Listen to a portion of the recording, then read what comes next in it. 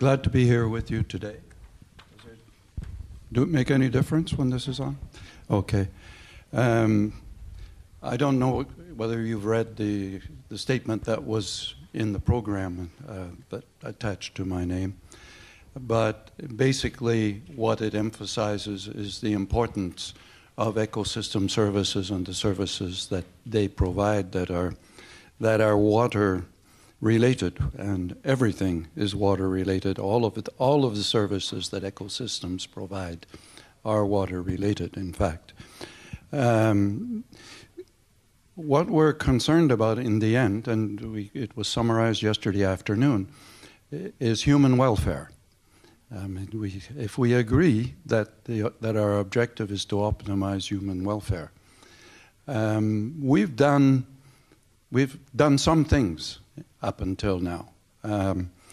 Considering that explosive growth in the world's population, maybe we should think that we've done fairly well, that 90% of the world's population has access to an improved source of drinking water, that the number of people with that access has increased 7% over just the last 13 years as a contribution of the Millennium Development Goals.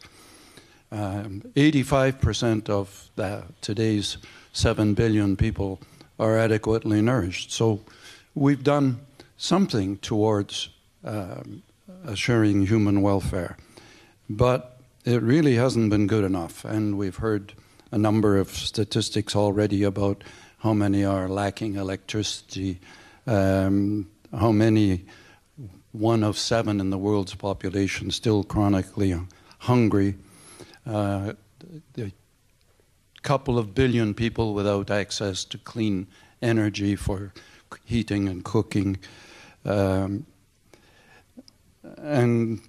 something maybe that doesn't get enough attention, I think, is the number of people in the world who are at the mercy of variable climate, suffering from droughts and floods.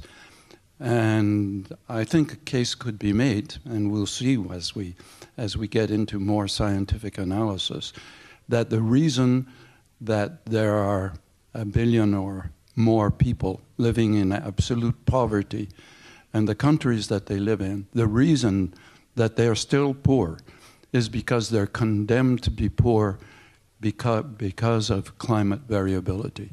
We've often thought in the past, they live in warm climates or something else.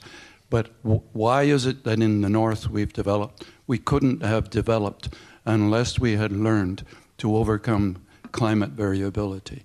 That was the first thing in which we invested. These countries are still subject to the mercy of climate variability. They're poor, and they remain poor, I think, because of that. And this climate variability, as we all know, under global warming, is going to increase, and it's going to become more intense. It's going to hurt them and continue to hurt them. And as a consequence, it's also going to hurt us. Now, there I've been focusing on human welfare without taking account of the ecosystems, which I already said in the beginning are so important in their contribution to human welfare. Well, we're not doing a good job there at all. 3/4 of the world's waste and wastewater still goes back to the environment untreated.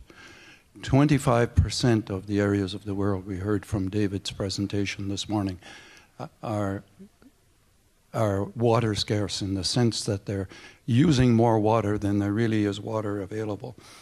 And as a consequence, and you saw in Charlie Varosmati's paper in Nature last November, it's exactly the same areas that have the highest loss in biodiversity.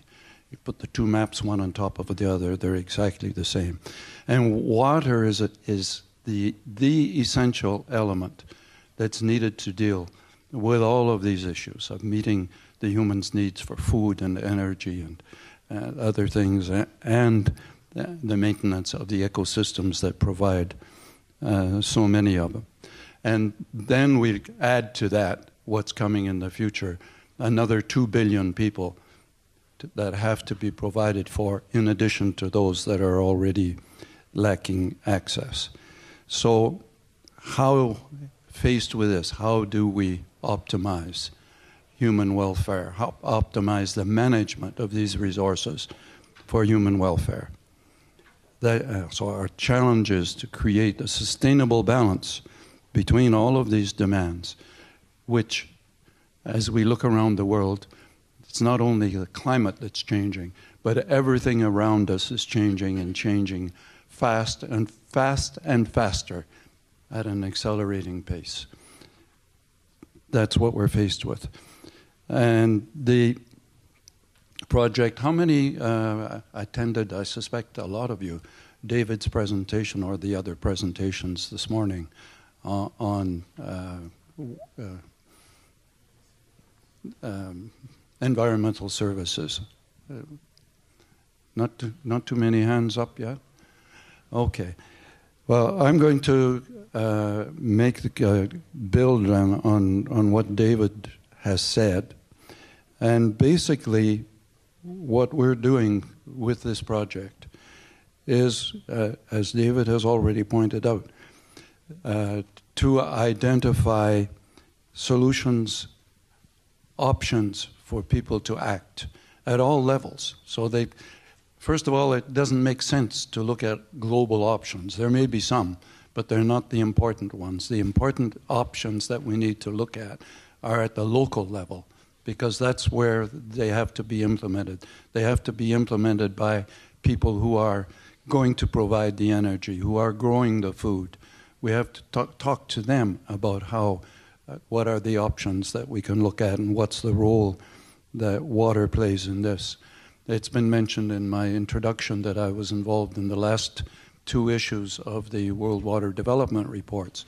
You'll see in those reports, there are, unlike many reports that come from the UN system and make recommendations and draw conclusions, we didn't try to make any recommendations because we said there are none that are universally applicable.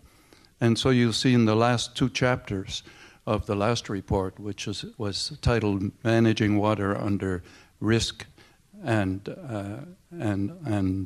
Unknowns, that the last 2 chapters are nothing except a whole series of examples of how people in different parts of the world, in different circumstances, are acting and are responding. Because not acting is not an answer, and we'll never have all the answers and all the information.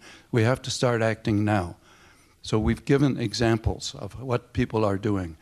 And this is useful in the sense that it allows decision makers everywhere to look at what other people are doing, to see what they can borrow from it, what may be applicable to theirs or may not. The problem is this unknown, this uncertainty about the future. And this is where the scenarios come in, because we'll develop different scenarios of how the world may evolve globally and what will then be the impact locally, because we also will work with them locally.